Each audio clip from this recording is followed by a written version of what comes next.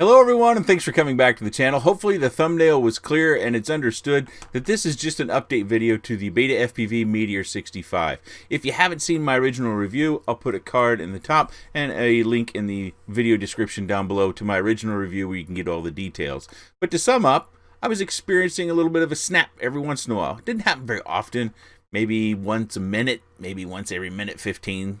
Basically, maybe 2 or 3 times max in a 2.5 minute flight.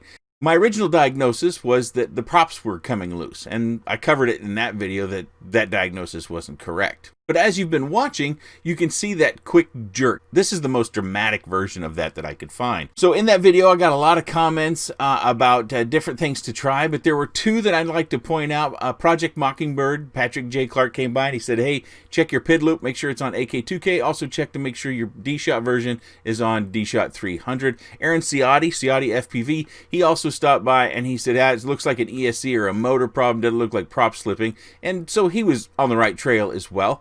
And so I loaded up Betaflight. I sure enough noticed it was on Dshot600, and so I switched it over to Dshot300 and I went out and flew it. And that's the footage that we're looking at now. And I found that the feel of it was slightly different. It's not dramatic. I don't want to overstate this, but I felt like it was smoother and more responsive on the stick. So unfortunately, the video that's probably going to have all the reviews on this quad wasn't necessarily the best flight footage that you can get with this quad. It's going to be pretty good, at least that's what the comments kind of said, but it could have been a little bit better, I think, with how the quad now flies on Dshot300. I apologize, I don't have audio going in this particular clip, and I really didn't know if I'd be making a video of this. This was just something I wanted to test, and then I could pass it along. I could tell Beta FPV, you know, make sure you're shipping these out with Dshot300 enabled, or I could just post something on Facebook or on the community tab for the channel, and then that information would get out to others who might be ordering. Or even if you are using the board that goes in the Meteor65, that's something also to be aware of. If you've got a build with that board, probably need to run Dshot300 on that as well. I'll put the full flight at the end of this video and you can continue to watch it if you'd like.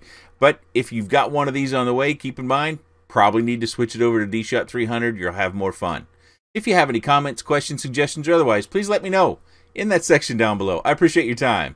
And thanks for watching. Also, a shout out tonight. Daniel, thank you for the shirt. I got it. This is from the international game of Whoop. That was a competition, a fun competition, a friendly competition. There were prizes and whatnot, but I do think a lot of people enjoyed that, and I wanted to say thank you to Daniel for putting that on and also the shirt.